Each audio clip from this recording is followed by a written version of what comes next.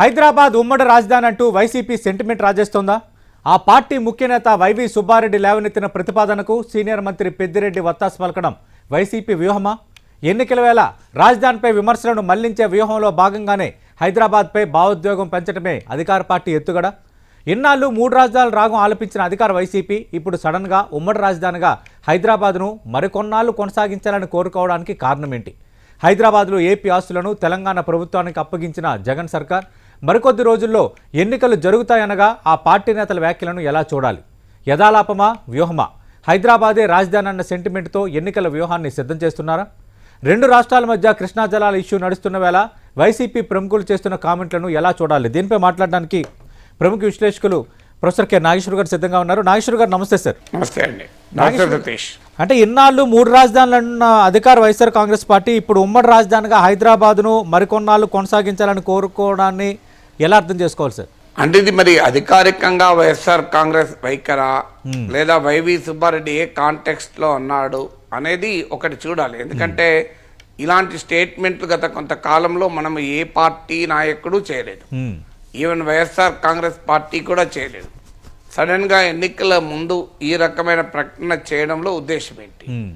So definite గా ఆంధ్రప్రదేశ్ సెంటిమెంట్ను మరీ ముఖ్యంగా హైదరాబాద్ సెంటిమెంట్ను రగిలించి లబ్ధి పొందుదామనే ఆలోచన ఏమైనా వైఎస్ఆర్ కాంగ్రెస్ చేస్తుందా? ఎందుకంటే చంద్రబాబు నాయుడు 2014లో ముఖ్యమంత్రి కావటానికి బలమైన అంశంగా ఉపయోగపడ్డది హైదరాబాద్. ఎందుకంటే ఆ రోజు రాష్ట్ర విభజన సమయంలో హైదరాబాద్ చుట్టే రాజకీయం నడిచింది. హైదరాబాద్ కేంద్ర పాలిత ప్రాంతం చేయాలి, హైదరాబాద్ రకరకాలుగా సెక్షన్ 8 పైన వివాదం మనం చూసాం. సో హైదరాబాద్ కామన్ క్యాపిటల్, ఇవన్నీ పరిణామాలు మనకు తెలుసు. వాస్తవంగా 10 ఏళ్ల పాటు అవకాశం ఉన్నా కూడా చంద్రబాబు నాయుడు సడన్గా అమరావతికి మా గడ్డపై నుంచి మేము పాలించుకుంటాం అంటూ సెంటిమెంట్ రౌజ్ చేసి వెళ్ళాడు. దాని నేపథ్యం మనకు కూడా తెలుసు. ఓటుకు నోటు కేసు, తెలంగాణ ప్రభుత్వం చంద్రబాబు నాయుడు పైన గురి పెట్టడము, ఈ పరిణామాల తర్వాత ఆ ఛాలెంజ్ని తన ఆపర్చునిటీగా మార్చుకొని తెలివిగా మా గడ్డపై నుంచి మేమే పాలించుకుంటాం, మా ఏ పరిస్థితులైనా ఉండని అంటూ అమరావతికి తాత్కాలిక భవనాల్లోకి వెళ్ళారు. నిజంగా చెప్పాలంటే 10 ఏళ్ల పాటు హైదరాబాదులో ఉండి హైదరాబాదులో ఉన్న సమయంలో అక్కడ రాజధాని నిర్మాణం ముగించుకొని అక్కడికి వెళ్ళడానికి అవకాశం ఉన్నా కూడా ఆ వెసులుబాటును వదులుకొని చంద్రబాబు నాయుడు ప్రభుత్వం రాజధాని మార్చింది. ఆ తర్వాత అక్కడ అమరావతిలో పోనీ 5 ఏళ్ల సమయం ఉన్నగా రాజధాని నిర్మాణ పనులు పూర్తయ్యారా అంటే దానికి నమూనాలు తయారు చేయడము, ఒప్పందాలు చేసుకోవడము, సో రకరకాల గ్రాఫిక్స్ రూపొందించడము, వీటికే పరిమితమయ్యారు. తాత్కాలిక భవనాలు మాత్రమే కట్టారు. ఆ తాత్కాలిక భవనాల నాణ్యత కూడా ప్రశ్నార్థకమైంది. ఈవెన్ స్పీకర్ ఛాంబర్లోనే వాటర్ లీక్ కావడము, సో ఇలాంటి సందర్భాలు కూడా మనం చూసాం. పోనీ ఆ తాత్కాలిక భవనాల్లోనైనా పాలన సాగుతుంది అనుకున్న తర్వాత జగన్మోహన్ రెడ్డి ముఖ్యమంత్రి అయి దానికి కూడా క్లోజ్ చేసి లేదు నేను ఒక్క రాజధాని కాదు 3 రాజధానులు కడతా, విశాఖలో పాలనా రాజధాని, అమరావతిలో శాసన రాజధాని, కర్నూలులో న్యాయ రాజధాని అంటూ 3 రాజధానుల ముచ్చట తీసుకొచ్చాను. అది నా లీగల్గా ప్రాబ్లమ్స్ వస్తాయని గమనించిన తర్వాత దాన్ని మళ్ళీ విత్డ్రా చేసుకుని మళ్ళీ బిల్లుదేండి. అసలు ఈ తతంగం అంతా చేసింది ఆంధ్రప్రదేశ్ రాజకీయ నాయకులు. ఇప్పుడు నేను ఈ చరిత్ర అంతా ఎందుకు చెప్పానంటే ఇవాళ ఆంధ్రప్రదేశ్కు రాజధానిగా లేకుండా పోవడానికి కారణం ఎవరు?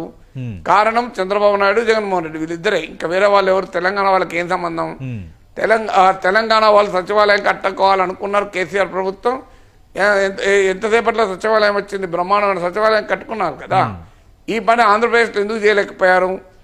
హైదరాబాద్ నగరంలో కేసీఆర్ ప్రభుత్వం కట్టిన సచివాలయం లాంటి ఒక పర్మనెంట్ సచివాలయాన్ని ఆంధ్రప్రదేశ్లో కట్టుకోలేకపోయారా? ఆ సచివాలయానికి తాత్కాలిక సచివాలయం, తర్వాత దాన్ని మనం ఇతరత్ర పనులకు వాడుకుంటాం. ఈ వ్యవహారం అంతా ఏంటి అంటే రాజధాని చుట్టూ ఒక భ్రమల ప్రపంచాన్ని, ఒక అందమైన ప్రపంచాన్ని, ఒక రకరకాల రాజకీయపరమైన ఎత్తుగడలు, వ్యూహాలు పన్నుతూ వచ్చారు.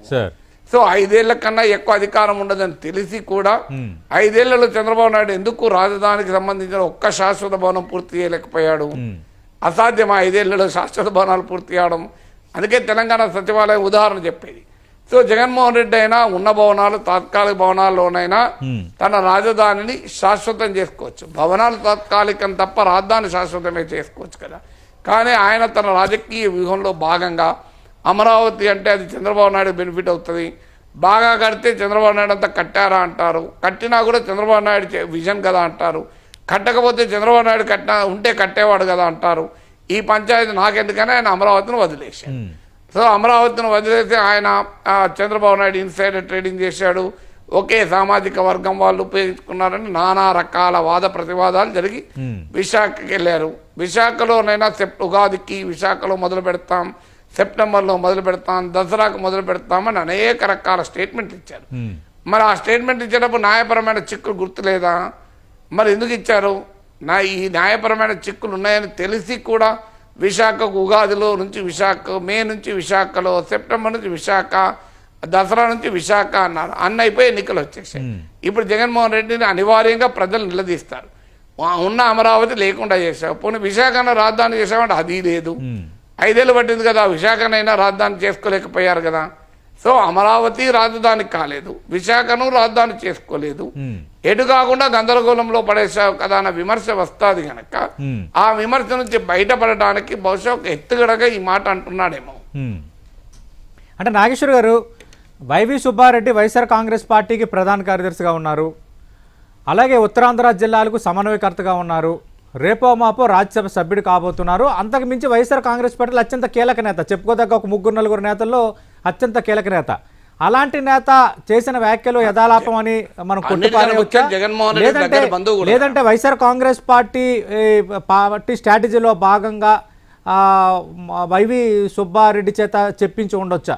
అంటే యథాలాపంగా వైఎస్ఆర్ కాంగ్రెస్ పార్టీ ఆలోచననే ఆయన ఆ విధంగా చెప్పి సుబ్బారెడ్డికి, అంటే వైవి సుబ్బారెడ్డి, మీరు వైవి సుబ్బారెడ్డి బ్యాక్గ్రౌండ్ మనం చూసిన చరిత్ర చూసినా ఎప్పుడు ఇలా సంచలనాల కొరకో, వార్తల్లో రావడం కొరకో, నోరు జారో, నోటి దురుస్తోనో వివాదాస్పదమైన ప్రకటనలు చేసిన చరిత్ర సుబ్బారెడ్డికి లేదు. అందులో ఆయన మీరు చెప్పిన అనేక రకాల అర్హతలతో పాటు జగన్మోహన్ రెడ్డికి అత్యంత దగ్గరి బంధువు, బాబాయి.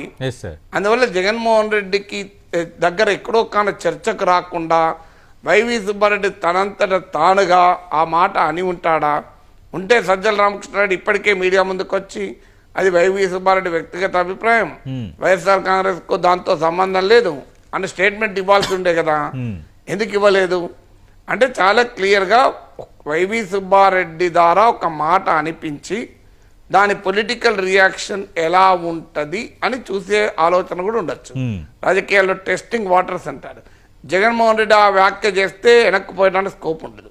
సో సుబ్బారెడ్డి ఆ వ్యాఖ్య చేశాడనుకోండి, అవసరమైతే వెనక్కిపోవడానికి ఆయన సుబ్బారెడ్డి గారు ఏదో అన్నారు పెద్ద ఆయనకి ఏదో ఆలోచన ఉంది అని మాకు అది మేమేం అడగడం లేదు కదా అనొచ్చు. అందువల్ల హైదరాబాద్ను కామన్ క్యాపిటల్ చేసి ఏం చేస్తారు? ఆ ఉన్న పాత సెక్రటరియట్ కూడా కూల్చేసి కొత్త సెక్రటరియట్ భవనం కూడా వచ్చింది. ఇప్పుడు ఆ కొత్త సెక్రటరియట్ భవనంలో ఆంధ్రప్రదేశ్ సచివాలయం కూడా నిర్మిస్తారా? ఎందుకంటే ఆంధ్రప్రదేశ్ భవనాలు కూడా తెలంగాణకు అప్పచెప్పారు. ఇంట్రెస్టింగ్ ఏంటంటే అవును సార్, అవును, ఆ భవనాలు ఉంచుకోలేదు కదా జగన్ ప్రభుత్వం కూడా. జగన్ ప్రభుత్వము ఆంధ్రప్రదేశ్ కు సెక్రటేరియట్ లో కేటాయించిన భవనాలు గనక ఇచ్చి ఉండకపోతే తెలంగాణ సచివాలయ నిర్మాణమే జరిగి ఉండేది. అవును, తెలంగాణ సచివాలయ నిర్మాణం జరుగుతున్న సమయంలో జగన్మోహన్ రెడ్డి ముఖ్యమంత్రి కదా. సో ఎందుకంటే సెక్షన్ 8 ప్రకారము హైదరాబాద్ నగరంలో ఉన్న ప్రభుత్వ భవనాలపైన గవర్నర్ కు ప్రత్యేక అధికారాలు ఉంటాయి. సో సెక్షన్ 8 కున్న అంశం అది. సో అందువల్ల ఆంధ్రప్రదేశ్ రాష్ట్ర ప్రభుత్వం స్వచ్ఛందంగా ఆ భవనాలు అప్పచెప్పినాకనే కదా వాటిని కూలగొట్టి కేసీఆర్ ప్రభుత్వం సెక్రటరియట్ కట్టింది. ఇప్పుడు మళ్ళీ ఎక్కడ సెక్రటరియట్ పెట్టుకుంటారు? ఆంధ్రప్రదేశ్ సెక్రటరియట్ ఏడ పెట్టుకుంటారు? ఇంకొక ముఖ్యమైన అంశం కూడా వైఎస్ఆర్ కాంగ్రెస్ రిపీటెడ్ గా చంద్రబాబు నాయుడు, పవన్ కళ్యాణ్ ఏమని విమర్శించారు? వీళ్ళు పక్క రాష్ట్రంలో ఉంటారు, వీళ్ళు పక్క రాష్ట్రంలోనే ఉంటారు, వీళ్ళు పక్క రాష్ట్రం నుంచి రాజకీయాలు జరుపుతారు, వీరు మన రాష్ట్రమే కాదు అని జగన్మోహన్ రెడ్డి ఎన్ని ఉపన్యాసాలు చెప్పారు. అంటే చంద్రబాబు నాయుడు, పవన్ కళ్యాణ్లు హైదరాబాద్కు వచ్చి వీకెండ్లో హైదరాబాద్కు వస్తేనే వారి స్థానికత పైన జగన్మోహన్ రెడ్డి ప్రశ్నలు లేవనెత్తాడు, వాళ్ళ నేటివిటీ పైన. అంటే చంద్రబాబు నాయుడు, పవన్ కళ్యాణ్ పక్క రాష్ట్రం వాళ్ళు అని చెప్పి వైఎస్ఆర్ కాంగ్రెస్ సాక్షాత్తు జగన్మోహన్ రెడ్డి అనేక సార్లు విమర్శించాడు. మరి అది ఉమ్మడి రాజధాని అప్పుడు గుర్తు రాలేదా? మరి చంద్రబాబు నాయుడు, పవన్ కళ్యాణ్ వీకెండ్కి వస్తే అది ఉమ్మడి రాజధానికి వచ్చినారు తప్ప పక్క రాష్ట్రానికి పోయినారని ఎందుకన్నాడు జగన్మోహన్ రెడ్డి? సో పక్క రాష్ట్రం నుంచి అప్పుడప్పుడు వస్తారు, వాలిపోతారు. మళ్ళీ స్టేట్మెంట్లు ఇస్తారు, మళ్ళీ పక్క రాష్ట్రానికి వెళ్ళిపోతారని ఎన్నిసార్లు మాట్లాడారు. ఈవెన్ లోకేష్ పైన కూడా పక్క రాష్ట్రం మాట్లాడారు. మరి అది ఉమ్మడి రాజధాని అయితే పక్క రాష్ట్రం ఎందుకైంది? మరి పక్క రాష్ట్రం అయినప్పుడు ఉమ్మడి రాజధాని అని గుర్తు ఇప్పుడే ఎందుకు వచ్చింది? అందువల్ల ఇవన్నీ కూడా క్వశ్చన్ అనివార్యంగా వస్తాయి. అయినా ఇది ప్రాక్టికల్ గా జరిగే పనా? ఇవాళ ఉమ్మడి రాజధానిని మళ్ళీ 10 ఏళ్లుగా చేయాల్సి వస్తే తెలంగాణ నుంచి ఎంత వ్యతిరేకత వస్తుంది? సో ఆంధ్రప్రదేశ్ లో బీజేపీకి రాజకీయ ప్రయోజనాలు లేవు, తెలంగాణలో బీజేపీకి రాజకీయ ప్రయోజనాలు ఉన్నాయి. సో ఆంధ్రప్రదేశ్ తెలంగాణలో రాజకీయ ప్రయోజనాలున్న భారతీయ జనతా పార్టీ ఉమ్మడి రాజధానిగా 10 ఏళ్ళు చేస్తే ఇక్కడ బీజేపీ ఎంపీలు గెలుచుకోగలుగుతుందా? So BJP దెబ్బతినదా? అంత అమాయకంగా బీజేపీ చేస్తుందా? సో తెలిసి కూడా ఈ మాట అంటున్నా, ప్రాక్టికల్ గా జరగదని తెలిసి కూడా అంటున్నారంటే ఖచ్చితంగా రాజధాని విషయంలో జగన్ ప్రభుత్వం సృష్టించిన గందరగోళం ఆ పార్టీని ఇబ్బంది పెడుతుంది అన్న అంచనాకు వచ్చి ఈ మాట అని ఉండాలి. అంటే నాగేశ్వర్ గారు, మరో 2 నెలల్లో ఎన్నికలు జరగబోతున్నాయి. మీరన్నట్టుగా 3 రాజధానులు అంటూ కొంత వైఎస్ఆర్ కాంగ్రెస్ పార్టీ అధికార వికేంద్రీకరణ పేరుతో రేపు విశాఖ సీఎం వస్తారు, తర్వాత దసరాకు వస్తారని ఈ తరహా ప్రకటనలు కూడా చేసింది. ఇలాంటి నేపథ్యంలో ఇలా చేయడానికి ఎన్నికలకు ఏమైనా సంబంధం ఉందా?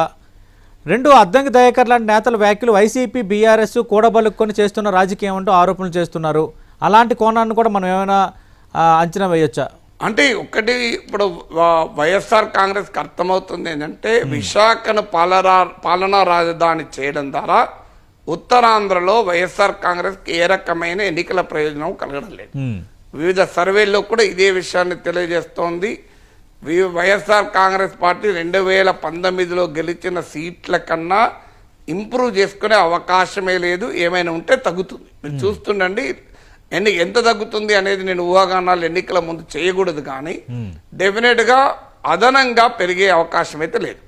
అంటే విశాఖ రాజధాని సెంటిమెంట్ అనేది ఉత్తరాంధ్రలో వైఎస్ఆర్ కాంగ్రెస్ కు ఎలాంటి ప్రయోజనము లేదు. ఇక దక్షిణాంధ్రకు వచ్చే వరకు కృష్ణా, గుంటూరు ఈ జిల్లాలు, ఈ ప్రాంతానికి వచ్చే వరకు ఏంటంటే టీడీపీ జనసేన కలయిక వైసీపీకి ఒక అతిపెద్ద సవాలు విసురుతోంది. అందులో కాపు ఓటు 2014లో చంద్రబాబు నాయుడుకు అనుకూలంగా పడితే 2019లో జగన్కు అనుకూలంగా పడింది.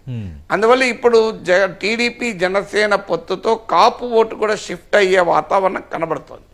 సో కాపు ఓటు షిఫ్ట్ అయినప్పుడు అమరావతి సెంటిమెంట్ కూడా అక్కడ ప్రభావం చూపినప్పుడు చాలా ఇబ్బందులు వైఎస్ఆర్ కాంగ్రెస్ ఈ ప్రాంతంలో ఎదుర్కొనే అవకాశం కనబడుతుంది. అందువల్ల ఆ పరిస్థితి నుంచి బయటపడటం మొదటి లక్ష్యమై ఉంటుంది. ఇక రెండోది, మీరు అన్నట్లు అద్దంకి దయాకర్ కాంగ్రెస్ నేతలు ఆరోపిస్తున్నట్లు ఈ ఊహాగానాల్ని మనం కన్ఫామ్ ఎవరము చేయలేము, వాలిడేట్ చేయలేము, అదే సమయంలో రిజెక్ట్ కూడా చేయలేము. ఎందుకంటే రాజకీయాల్లో అన్ని రకాలు ఉంటాయి. కేసీఆర్ కు జగన్ కున్న మైత్రి అందరికీ తెలుసు. ఇప్పుడు కేసీఆర్ అసెంబ్లీ ఎన్నికల ఓటమి నుంచి బయటపడటానికి ప్రయోగిస్తున్న ఏకైక అస్త్రం తెలంగాణ అస్తిత్వవాదమే. మళ్ళీ అందుకే బీఆర్ఎస్ ను మళ్ళీ టీఆర్ఎస్ గా మారుస్తారు అని చర్చ వస్తోంది. పార్లమెంట్ లో తెలంగాణ ప్రయోజనాలు కాపాడేది టీఆర్ఎస్ అని వాదన వస్తోంది. కృష్ణానది ప్రాజెక్టులు ఆ కేంద్రానికి కాంగ్రెస్ అప్పజెప్పింది. మొదటి నుంచి కాంగ్రెస్ తెలంగాణ ప్రజల ప్రయోజనాలకు విరుద్ధంగా పనిచేసిందన్న సెంటిమెంట్ రగిలిస్తున్నారు. సో అందువల్ల ఇలాంటి పరిస్థితుల్లో తెలంగాణ అస్తిత్వము ఏమాత్రము రగిలినా అది కేసీఆర్ కు ఉపయోగపడుతుంది అనేది ఒక అంచనా. అందువల్ల అక్కడ హైదరాబాద్ సెంటిమెంట్ రైజ్ చేస్తే అనివార్యంగా తెలంగాణలో కౌంటర్ సెంటిమెంట్ పుడుతుంది. సో ఈ కౌంటర్ సెంటిమెంట్ తెలంగాణ అస్తిత్వ వాదన ఆధారంగా ఉన్న పార్టీ అయిన బీఆర్ఎస్ కు లాభం అవుతుంది అనేది నిజం. అయితే ఆ లాభం అవుతుందని అనుకొని ఇద్దరు కూడబలుక్కునే చేశారా లేదా నేను చెప్పలేను, కానీ లాభమయ్యే అవకాశాన్ని కొట్టిపారేయడం. దానికైతే కాంగ్రెస్ పార్టీ కూడా రేవంత్ రెడ్డి కూడా బలమైన తెలంగాణ వాదాన్ని వినిపిస్తాడు. సో అందువల్ల వైఎస్ఆర్ కాంగ్రెస్ పార్టీ ఈ వ్యాఖ్యలు చేస్తే ఎంత మేరకు లాభం అవుతాయి? కేసీఆర్ కోసమే చేశారన్న ఆరోపణ ఆల్రెడీ కాంగ్రెస్ మొదలు పెట్టారు. ఆల్రెడీ కృష్ణానది జలాల విషయంలో కేసీఆర్ జగన్ ఒక్కటై తెలంగాణ వాటర్ను ఆంధ్రాకి ఇచ్చేశారని చెప్పి అసెంబ్లీ సాక్షిగా జగన్మోహన్ రెడ్డి ఆంధ్రప్రదేశ్ అసెంబ్లీలో చేసిన వ్యాఖ్యల్ని ఉపన్యాసాలను ఉటంకిస్తూ కాంగ్రెస్ ఆల్రెడీ దాడి మొదలు పెట్టింది. అందువల్ల ఇది జగన్ కేసీఆర్ ఒకవేళ అనుకోని చేశారో లేదో నేను చెప్పలేను, కానీ జగన్మోహన్ వైఎస్ఆర్ కాంగ్రెస్ పార్టీ హైదరాబాద్ సెంటిమెంట్ రౌజ్ చేస్తే అది ఎకోన్ముఖంగా బీఆర్ఎస్ కు ఉపయోగపడుతున్న గ్యారంటీ ఏమీ లేదు. ఎందుకంటే కాంగ్రెస్ పార్టీ కూడా బలమైన తెలంగాణ వాదాన్ని వినిపిస్తుంది. కేసీఆర్ జగన్ మైత్రిని కూడా ముందు పెడుతుంది. అంటే ఓకే సార్, మీరు అన్నట్టుగా ఈ లాభ నష్టాల అంశం పక్కన పెడితే వైఎస్ఆర్ కాంగ్రెస్ పార్టీకి ఏపీలో ఈ తరహా వ్యాఖ్యల వల్ల, లేదంటే నిజంగా ఇదే విధానం అనుకుంటే నష్టం జరిగే అవకాశం లేదంటారా? అంటే కొత్తగా అదనంగా జరిగే నష్టం ఏముంటుంది? ఆల్రెడీ రాజధాని లేకుండా రాష్ట్రం ఉన్నది అన్నది అందరికీ తెలిసిన ఫ్యాక్ట్. అమరావతిని డిజోన్ చేసుకున్నది తెలిసిన ఫ్యాక్ట్. విశాఖకు రాజధాని తరలిస్తామన్నారు కానీ ఇంతవరకు ఏమీ జరగలేదు అన్నది ఫ్యాక్ట్. సో న్యాయపరమైన చిక్కులు ఉన్నాయని ఇప్పుడు చెప్పినా, న్యాయపరమైన చిక్కులు ఉన్నా కూడా ముఖ్యమంత్రి విశాఖ నుంచే పనిచేస్తారని ఓపెన్గానే అన్నారు కదా. ఇన్వెస్టర్ల సమ్మిట్లో కూడా నేను త్వరలో విశాఖపట్నం నుంచే పనిచేయబోతున్నానని జగన్మోహన్ రెడ్డి ఎన్నిసార్లు అన్నాడు. సో అందువల్ల అనేక మంది నాయకులు పదే పదే చెప్పారు కదా, విశాఖ నుంచి ఉగాది నుంచే పాలన, మే నుంచి పాలన, దసరా నుంచి పాలన, సంక్రాంతి నుంచి పాలన అన్నైపోయి మళ్ళీ ఇప్పుడు హోలీ వచ్చేసి అదే నాగేశ్వర గారు నేను అదే అంటున్నాను సార్. అంటే ఆ తరహా ప్రకటనలు చేసి సో హోలీ త్వరలోనే రాజధానులపైన మొత్తం మేము ఒక క్లారిటీ ఇవ్వబోతున్నాము, ముఖ్యమంత్రి పాలన చేయబోతున్నారని చెప్పి సడన్గా మళ్ళీ ఉమ్మడి రాజధానికి హైదరాబాదు ఉంటేనే బెటర్ అని అనటం, అక్కడ ప్రజల్లో కానీ లేదంటే రాజధాని అంశంలో వైఎస్ఆర్ కాంగ్రెస్ పార్టీ మళ్ళీ వెనకడుగు వేసిందన్న విషయంలో కానీ ఒక నెగిటివ్ వైపు వెళ్ళే అవకాశం లేదంటారా? అంటే ఇప్పుడు ఎన్నికల ముందు వైజాగ్కు వెళ్ళే అవకాశం లేదు, వైజాగ్కి వెళ్ళి ఇప్పటికిప్పుడు హడావుడి చేసే అవకాశమే లేదు. ఎందుకంటే అసలు ఇప్పుడు అసలు ముఖ్యమంత్రి ఒక చోట కూర్చొని పాలన చేసే సమయం కాదు ఇది. ఎన్నికల కొరకు రాష్ట్రం అంతా పర్యటించే సమయం. ఎనీ మూమెంటు నోటిఫికేషన్ వచ్చే సమయంలో జగన్మోహన్ రెడ్డి వైజాగ్కు వెళ్ళి అక్కడి నుంచి పాలన సాగించే అవకాశమే లేదు. అది తెలిసే హైదరాబాద్ అన్నమాట అన్నారు. ఏడాది క్రితమో, 2 ఏళ్ల క్రితమో, 6 నెలల క్రితమో అని ఉంటే మీరు అడిగిన ప్రశ్న వచ్చేది. అంటే విశాఖపట్నంలో సీఎం వస్తాడని చెప్పారు కదా, అది రాకుండా హైదరాబాద్ గురించి ఎందుకు మాట్లాడుతున్నారు అనే విమర్శ వచ్చేది. కానీ ఇప్పుడు ఎలాగూ వైజాగ్కు వెళ్ళేది లేదు, వైజాగ్కు వెళ్ళేది లేదు, అమరావతిలో ఉండేది లేదు, ఆంధ్రప్రదేశ్కు రాజధాని లేదు. చంద్రబాబు నాయుడు, పవన్ కళ్యాణ్ అదే అంశాంతో నరుకొస్తున్నారు. రాష్ట్రాన్ని రాజధాని లేకుండా చేశారని. ఇక్కడ తెలంగాణలో హైదరాబాద్ రోజు రోజుకు అభివృద్ధి చెందుతోంది, ఒక సింబల్గా ఐకానిక్గా మిగిలింది. ఇవన్నీ చూసిన తర్వాత డెఫినెట్గా వైఎస్ఆర్ కాంగ్రెస్ ఇంకో ఆప్షన్ లేదు. ఎందుకంటే దీనికి వివరణ ఏమని ఇచ్చుకుంటారు? అమరావతి ఎందుకు చేయలేదంటే ఒక వివరణ ఉంది, 1,00,000 కోట్లు పెట్టాలి. సో అక్కడ భూములు చంద్రబాబు నాయుడు ఉన్నాయి, కమ్మ వాళ్ళే ఉన్నాయి, ఏదో కారణం చెప్పారు. కానీ మరి పోనీ అది జరగలేదు, విశాఖకి ఎందుకు తరలించలేదు పాలనా రాజధాని? సో దాన్ని ఎవరు ఆపారు? మీకేమన్నా అంటే న్యాయపరమైన చిక్కులు ఉన్నాయి. న్యాయపరమైన చిక్కులు మరి ఎందుకు పరిష్కారం చేసుకోలేదు? న్యాయపరమైన చిక్కులు ఉన్నప్పుడు కూడా మన ముఖ్యమంత్రి అక్కడికి వస్తారని ఎందుకు చెప్పారు? సో న్యాయపరమైన చిక్కులు తొలగినాక వస్తామని చెప్పలే కదా. ఆ న్యాయపరమైన చిక్కులు అడ్డు రావు ముఖ్యమంత్రి రావడానికి అని చెప్పారు కదా. సో ముందే చెప్పుంటే న్యాయపరమైన చిక్కులు ఉన్నాయి, ఈ చిక్కులు తొలగాక విశాఖకు వస్తాం అని ఉంటే ఆ పంచాయతీ ఉండేది కదా. కానీ న్యాయపరమైన చిక్కులేమో అడ్డు రావు, జగన్ రావడానికి అని చెప్పారు. కానీ ఇప్పుడు ఎందుకు రాలేదు? మరి ఎందుకు ఉగాదికి ఎందుకు రాలేదు, మేకి ఎందుకు రాలేదు, దసరాకి ఎందుకు రాలేదు? ప్రశ్నలు రాక తప్పవు కదా. సో ఆ ప్రశ్నలు ఎలాగూ జరిగే నష్టాన్ని చేస్తాయి. అందువల్ల ఏమైనా హైదరాబాద్ సెంటిమెంట్ రౌజ్ చేస్తే చివరి నిమిషంలో ఏమైనా ఉపయోగపడుతుందన్న ఆశ ఉండవచ్చు. నాగేశ్వర గారు ఒక్కసారి వైవి సుబ్బారెడ్డి ఏమన్నారు, అద్దంకి దయాకర్, అలాగే భారతీయ జనతా పార్టీ నేత సత్యకుమార్ కూడా దీని మీద రెస్పాండ్ అయ్యారు. ఆయన ఏమన్నారు ఒకసారి వినండి సార్. అభివృద్ధి చెందిన నగరం విశాఖని ఎగ్జిక్యూటివ్ క్యాపిటల్గా, పరిపాలనా రాజధానిగా చేద్దామని చేస్తే కొన్ని న్యాయపరమైన ఇబ్బందులు సృష్టించారు. న్యాయపరంగా ఇబ్బందులు కూడా ఎదుర్కొంటున్నాం కూడా ఈరోజు. సో అవన్నీ అధిగమించిన దాకా కంబైన్డ్ రాజధానిగా హైదరాబాద్ను కంటిన్యూ చేయాలని మా ఆలోచన. దీనిపై మా పార్టీ అధ్యక్షుడితో, పార్టీ నాయకులతో చర్చించుకొని ఎలక్షన్లు అయిపోయినాక దీనిపై ఒక వివరణ కూడా ఇవ్వటం జరుగుతుంది. ఎందుకంటే క్యాపిటల్గా హైదరాబాద్ కంటిన్యూ అయితే మనకి హైదరాబాద్లో తక్కువ ఉంటుంది, హైదరాబాదు రాజధానిలో మనకి ఇదిగా ఉంటుంది కాబట్టి అని ఒక ఆలోచన. ఎవరిని మోసం చేయాలని చూస్తాం. ఇప్పుడు కొత్తగా నాటకానికి ఇన్ని రోజులు ఏం నిద్రపోతున్నారు? 5 సంవత్సరాల నుంచి పరిపాలనా రాజధాని విశాఖపట్నం చేశారు, ఒక్క భవనాన్ని నిర్మించారు, విలాసవంతమైన ఒక గెస్ట్ హౌస్ నిర్మించడం తప్పిస్తే ఒక్కటన్నా అభివృద్ధి కార్యక్రమం ఆ ప్రాంతంలో చేశారా? ఏమీ చేయకుండా ఇవాళ మళ్ళీ ఎన్నికల సమయంలో వచ్చి మాయమాటలు చెప్పి మళ్ళీ అదే తేనె పూసిన కత్తులు వీళ్ళు.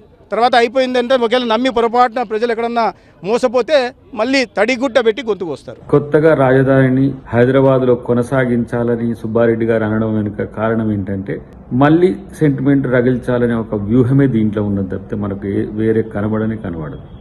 ఆ 3 రాజధానుల వాళ్ళ రాజకీయ ముఖ చిత్రం అనేది ఫెయిల్యూర్ అయింది. అందుకనే ఇప్పుడు ఈ కొత్త డ్రామాకు తెరలేపిండని నా యొక్క అంచనా. సెంటిమెంట్ను బేస్ చేసుకోవడం అంటేనే చేతగానితనం ఎప్పుడు కూడా. సో మేము ఇన్ని చేసినాం అన్ని చేసినాం అని అంటున్నారు. మళ్ళీ తెలంగాణ ఆంధ్రాకు పంచాయతీ పెట్టాలని చూస్తున్నారు. రైట్, నాగేశ్వర గారు మీరు ఆల్రెడీ అద్దంకి దయాకర్ వ్యాఖ్యలపై రెస్పాండ్ అయ్యారు. అలాగే బీజేపీ నేత సత్యకుమార్ కూడా అంటే ఇప్పుడు మళ్ళీ గుర్తొచ్చిందా ఈ 5 ఏళ్ళు మాట్లాడలేదు ఉమ్మడి రాజధాని కావాలని అనే అంశాన్ని ఇప్పుడు బీజేపీ ప్రస్తావిస్తోంది. పరిణామాలు ఎలా ఉండొచ్చు? అనుమానమే లేదు. ఇప్పుడు 5 ఏళ్ళు మాట్లాడలేదు కాదు, విశాఖకు పాలనా రాజధాని అనే సమయంలో కూడా మాట్లాడలేదు కదా. సో ఎప్పుడు మాట్లాడలేదు. సడన్ గా ఎన్నికలకు ముందు ఇప్పుడు జరిగేది లేదు, అయ్యేది లేదు. అది కూడా ఏమన్నారు మీరు, సుబ్బారెడ్డి మాటల్లో క్లియర్ గా కనిపిస్తుంది ఎన్నికల తర్వాత అని మాట్లాడాడు. ఎన్నికల తర్వాత జరిగే పని ఎన్నికల ముందెందుకు చర్చ? ఎన్నికల తర్వాత చూసుకోవచ్చు కదా. ఎన్నికల తర్వాత జరిగేదాన్ని ఎన్నికల ముందెందుకు చర్చ పెట్టారన్న క్వశ్చన్ కూడా వస్తుంది. కానీ ఎన్నికల తర్వాత చేసేది ఏముంటది, June 2కి అయిపోతుంది కదా. అవును సార్. సో మనకి మీకు ఎన్నికల తర్వాత చేసేది ఏమి ఉండదు కదా. ఎందుకంటే ఎన్నికల తర్వాతకు ఈ పాలన 10 ఏళ్ల గడువు ముగియటానికి మధ్య పెద్ద గ్యాప్ ఏమి ఉండదు. సో మరి ఆ గ్యాప్ కొన్ని రోజులు మాత్రం ఉంటుంది, 1 or 2 weeks. ఆ 2 వారాల్లో ఏం చేస్తారు? ఎందుకంటే పార్లమెంటు రాష్ట్ర విభజన చట్టానికి సవరణ చేయాలి. పార్లమెంటుకు రాష్ట్ర విభజన చట్టానికి సవరణ చేస్తారా? ఇంకో ఎత్తుగడ కూడా అవకాశం ఉంటుంది. మనము అంటే ఉన్నదా లేదా ఖచ్చితంగా చెప్పలేం, కానీ ఉంటుంది. ఏంటంటే ఇప్పుడు భారతీయ జనతా పార్టీ టీడీపీ జనసేనతో కలవబోతోంది. కాంగ్రెస్ పార్టీ షర్మిల నాయకత్వంలో తెలంగాణలో అధికారంలో ఉన్న కాంగ్రెస్ పార్టీ షర్మిల నాయకత్వంలో జగన్మోహన్ రెడ్డికి వ్యతిరేకంగా పనిచేస్తుంది. రేపు హైదరాబాద్ ఉమ్మడి రాజధాని చేయాలి అంటే కేంద్రం చేయాలి. అందువల్ల పార్లమెంట్ చట్టానికి సవరణ చేయాలి. ఆ కేంద్రం చేయాలి కనుక హైదరాబాద్ సెంటిమెంట్ రగిలించి బీజేపీని పైన అటాక్ పెట్టి బీజేపీ ద్వారా టీడీపీ జనసేన పైన అటాక్ పెట్టడం సహజంగానే తెలంగాణ ప్రభుత్వం అంగీకరించదు, తీవ్రంగా వ్యతిరేకిస్తుంది కనుక అక్కడ షర్మిల కాంగ్రెస్ పార్టీ నాయకత్వం కాంగ్రెస్ కూడా చెక్ చేయొచ్చు. సో చూడండి, మేము హైదరాబాద్కు ఆంధ్రప్రదేశ్ ఉమ్మడి రాజధాని కావాలంటే మీకు కాంగ్రెసే వద్దంటోంది. షర్మిల నువ్వేం చెప్తావు ఇప్పుడు అంటే నీకు ఆంధ్రప్రదేశ్ ప్రయోజనాలు ముఖ్యమా, మీ కాంగ్రెస్ పార్టీ ప్రయోజనాలు ముఖ్యమా అని ఆమెను కూడా ఇరకాటంలో పెట్టాడు. నిజంగానే మరి ఇన్ని వ్యూహాలు ఇన్ని ఆలోచనలు చేసి సుబ్బారెడ్డి మాట అన్నాడో లేదో తెలియదు, కానీ ఇలాంటి అనేక రకాల అనుమానాలు అయితే కలగకపోవు. అంటే నాగేశ్వర్ గారు సేమ్ సుబ్బారెడ్డి వ్యాఖ్యలనే మంత్రి పెద్దిరెడ్డి రామచంద్రారెడ్డికి మీడియా ప్రశ్నించినప్పుడు మంచిదేగా ఆలోచన అంటూ ఆయన ఒక కామెంట్ చేశారు. అంటే ఒక మంత్రి మంచిదే అన్నారు. వైవి సుబ్బారెడ్డి మనం ఇందాక మాట్లాడుకుంటే అత్యంత కీలకమైన నేత, అలాగే ఎన్నికల తర్వాత దీనిపైన నిర్ణయం ఉంటుందన్న అర్థం వచ్చేలా మాట్లాడారు. అంటే ఏదో జరగకుండా అంటే తెర వెనక ఎలాంటి చర్చ లేకుండానే ఈ స్థాయిలో వ్యక్తులు ఈ విధంగా మాట్లాడతారు అనుకోవచ్చా? అంటే పెద్దిరెడ్డి రామచంద్రారెడ్డి కూడా 2 hours చేశాడంటే డౌట్ ఇంకా ఖచ్చితంగా కన్ఫర్మ్ చేస్తోంది వైఎస్ఆర్ కాంగ్రెస్ వ్యూహాత్మకంగానే ఈ మాట అన్నది అని. ఎందుకంటే వైవి సుబ్బారెడ్డి ఒక మాట అంటే నాకు తెలియదు అని అనొచ్చు, మరి సుబ్బారెడ్డి గారు ఏమన్నారో నేను చూడలేదు అనొచ్చు, సుబ్బారెడ్డి గారిని అడగండి అనొచ్చు. కానీ మంచిదే కదా అన్నాడు అంటే అర్థం ఎక్కడో వచ్చాట వైసీపీ ఇంటర్నల్ సర్కిల్స్ లో చర్చ జరిగి ఉంటుంది. కానీ నా అనుమానం ఈ రకమైన చర్చ జగన్మోహన్ రెడ్డికి లాభం చేయదు. ఏమైనా చేస్తే నష్టమే చేసే అవకాశమే ఉంటుంది. ఎందుకంటే రాజధాని విషయంలో రచ్చను పెంచితే అల్టిమేట్ గా మిగిలిన లాభం జరుగుతుందా? 10 ఏళ్ల తర్వాత కూడా రాజధాని లేకుండా చేసుకున్నారన్న విమర్శే మిగులుతుంది తప్ప ఇంకేం మిగులుతుంది? పోనీ అటు అమరావతిని కంటిన్యూ చేయలేదు, ఇటు 3 రాజధానులు సాధించలేదు, ఇప్పుడు మధ్యలో వచ్చి హైదరాబాద్ మీద పడుతున్నారు. హైదరాబాద్ అయ్యేది కాదు, పోయేది కాదు. అదేదో మరి ప్రాక్టికల్ గా జరిగేలా ఒక 1 year ముందు చర్చ పెట్టారా? లేదు. ఏమైనా వైసీపీ సభ్యులు పార్లమెంట్లో ఏమైనా ప్రైవేట్ మెంబర్ లెజిస్లేషన్ పెట్టారా? ఆంధ్రప్రదేశ్ రాష్ట్ర పునరుద్ధీకరణ చట్టానికి సవరణ చేస్తూ పార్లమెంట్లో ఏమైనా ప్రవేశపెట్టారా? అది లేదు. పార్లమెంట్లో రైజ్ చేశారా? లేదు. మీడియా చిట్చాట్ లో రైజ్ చేస్తే అవుతుందా? రాజధాని ఉమ్మడి రాజధానిలో ఉమ్మడి రాజధానులు కావాలంటే పార్లమెంట్లో కదా చేయాల్సింది.